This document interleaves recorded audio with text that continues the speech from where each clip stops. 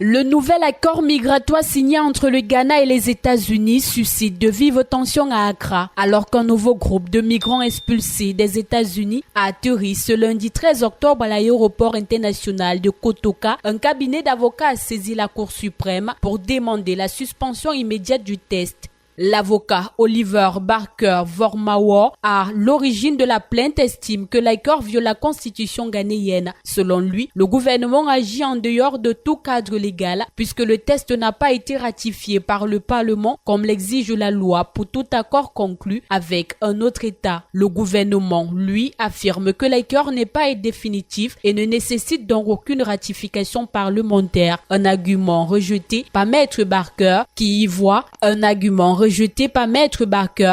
y voit une atteinte au principe de séparation des pouvoirs et une dérive constitutionnelle. L'avocat dénonce en outre une violation des engagements internationaux du Ghana, notamment ceux relatifs à la libre circulation dans l'espace CEDEAO et à la Convention des Nations Unies contre la torture. Il affirme que plusieurs migrants expulsés courent des risques de persécution ou de mauvais traitements dans leur pays d'origine, ce qui rendrait leur transfert contraire au droit international. Depuis la signature officielle de l'accord le 10 septembre dernier, les autorités ghanéennes reconnaissent l'arrivée de 14 ressortissants ouest-africains expulsés des États-Unis. Mais selon Maître Barker, au moins 3 groupes distincts auraient déjà été transférés à Accra dans le cadre de cet arrangement bilatéral. Cette affaire, désormais portée devant la plus haute juridiction du pays, met à l'épreuve la transparence du gouvernement ghanéen dans la gestion des accords internationaux et ravive le débat sur la protection des droits des migrants.